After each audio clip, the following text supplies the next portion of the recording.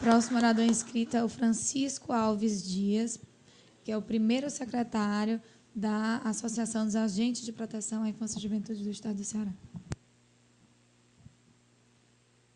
Eu queria, a princípio, nas palavras do nosso presidente, reiterar os cumprimentos à deputada, ao inspetor Estênio, agradecer, dizer que a gente está muito feliz com isso, né? E que estranhou muito também a ausência das outras autoridades. Eu vou começar que nem o meu presidente começou. Ele citou um caso, se emocionou, e isso daí é café pequeno, gente. Olha, precisei ir no centro de Fortaleza, passei em frente ao Juizado da Infância e da Juventude, a sede, o fórum. Lá estava uma criança, aquela criança não tinha 10 anos de idade, deitada na calçada do juizado, do fórum, deitada na calçada do fórum, com as pernas fora do meio-fio, e lá passaram promotores, juízes, psicólogos, funcionários do fórum, e aquela criança continuou deitada, com as pernas depois do meio-fio, porque tinha passado a noite catando papelão. Estava próximo a um carro de coleta de lixo. Olhe, se os homens que ganham dinheiro, que estão ali para fazer o serviço, não estão se importando com um tipo de fato desse, imagine se importar com um agente de proteção. A gente vê que as ações em relação às punições dos agentes, eu vou abordar alguns pontos aqui, só dar um arremate no que o Elânio falou, elas são muito rápidas, elas são praticamente instantâneas. O agente, para ser punido e exonerado, é coisa rápida, é coisa de menos de 24 horas. Mas, para ver o que ele fez, para apoiá-lo na parte estrutural física, na parte estrutural humana, isso daí é coisa para mais de 100 anos. Olha, nós vemos aí, deputada, a gente vê aí a questão que eu vim falar sobre ela aqui, a questão do passe livre. O passe livre foi pleiteado aqui por uma equipe do juizado e ele não passou na Câmara Municipal. Vieram com uma proposta, disse, não, vamos dar o passe livre, mas vamos dar 70% para 70% dos agentes. Quer dizer, era uma discriminação. Por que para 70% e 30% não? Se eles também fazem a mesma coisa. Bom, depois, isso não foi aceito. A associação foi até discutir o assunto e disse que era contra o passe livre para 70% dos colegas. Depois que nós nos manifestamos contra essa ação de 70%, aí veio a conversa. Não, o passe livre é inconstitucional. Agora a gente não sabe de onde nasceu essa ideia de inconstitucionalidade do passe livre. Nós vamos dizer por quê. Porque se ele ia dar para 70%, por que é que para 100% era inconstitucional? Essa é a primeira pergunta. Em segundo plano, a gente vê que a comarca de Maracanaú, se eu não me engano, Maranguape, Pacatuba, eles já têm lei municipal, onde o agente tem passe livre com a apresentação da credencial. Bom, se é inconstitucional, se realmente é inconstitucional, eu tenho aqui em mãos um e-mail da APIGEBA, que foi uma associação criada após a nossa, que é dos companheiros da Bahia.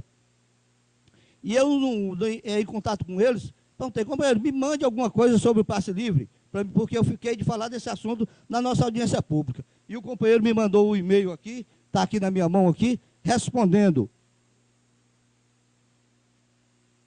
Disse-me o seguinte, o passe livre na Bahia é um decreto do governador do estado. Eu não acredito que o governador da Bahia fosse fazer um decreto de cunho inconstitucional. Certo? Ele diz que o passe livre na Bahia, no decreto do governador, é um passe livre intermunicipal. Ou seja, o dado pelo governador, você vai para qualquer cidade do estado da Bahia. E dentro da Bahia, senhores, vamos aqui para o que é mais espantoso. Aqui o argumento é que é inconstitucional. O camarada diz aqui, me dá aqui, também o decreto 45/98 do Tribunal de Justiça do Estado da Bahia assegura passe livre nos transportes urbanos a todos os agentes de proteção até 72 quilômetros fora da cidade onde ele reside. Então, a inconstitucionalidade, eu creio, cai por terra. Ou então aqui o cearense é sabido até demais, que passa por cima até dos companheiros lá, que também, né, é um absurdo. A gente vê esse tipo de coisa. E a gente queria dar mais aqui um toque, quando o presidente falou, olha, aqui nós fazemos uma prova, nós falamos sobre o Estatuto da Criança e do Adolescente e tal. Tem mais, doutora, tem mais. Aqui em Fortaleza, pelo menos na época que eu entrei aqui em Fortaleza, e tem outros colegas que estão aqui presentes, que também entraram junto comigo, a prova para se entrar no juizado está publicado, tem um jornal com ela publicada, se fazia uma prova de direito, de conhecimento básico, direito penal, direito constitucional, direito processual penal, direito menorista e uma redação dizendo por que queria entrar no juizado. Então, aí você avaliava o candidato em todos os critérios. Teve 10 cursos de capacitação. Então, veja só. Mas, infelizmente, o que acontece hoje é esse esquecimento. Tanto por parte do poder público, isso, quando a gente diz por parte do poder público, é lógico que nós não estamos generalizando, deputada. Nós estamos aqui muito satisfeitos, né, envaidecidos por a senhora ter promovido essa audiência pública, tentando nos ajudar. Mas a gente gostaria de dizer que o meu amigo Elânio falou, uma das coisas importantes que ele falou foi a respeito das punições. E eu queria voltar a dizer, as punições contra os agentes que dão o seu sangue, que saem da sua casa, que vão para a rua, que correm risco de morte, toda hora, elas passam desapercebidas por todo mundo, pela maioria. Mas os administradores, eles se saem muito bem.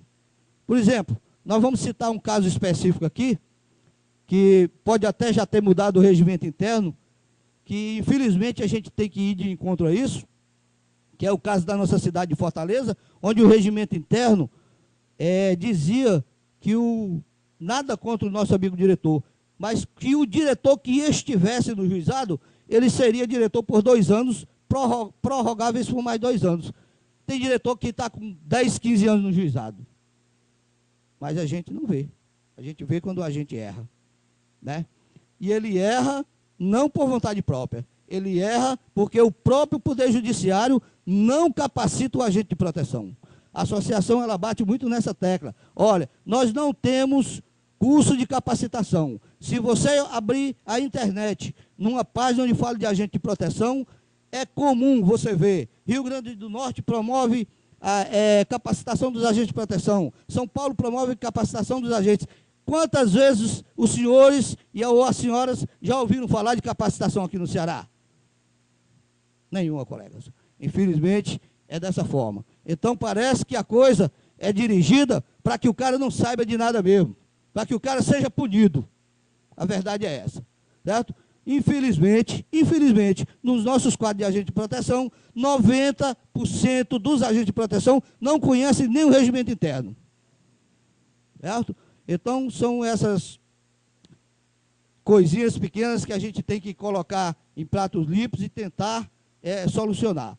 Mas, na realidade, deputada, a gente queria ver a possibilidade da senhora nos ajudar nessa campanha pelo passe livre do agente. Tem agente que se desloca daqui para Sobral, para fazer um trabalho em prol da criança e do adolescente. Tem agente que mora nos confins de Fortaleza e vem trabalhar aqui no juizado, aqui no Fórum de Fortaleza. Assim como tem agente como eu, esse rapaz aqui, o Elânio, o Garófalo, o Soares, que sai, diretor de São Gonçalo do Amarante, sai daqui de Fortaleza para fazer o trabalho em prol da criança lá em São Gonçalo. Então, são essas coisas que eu acho que o Estado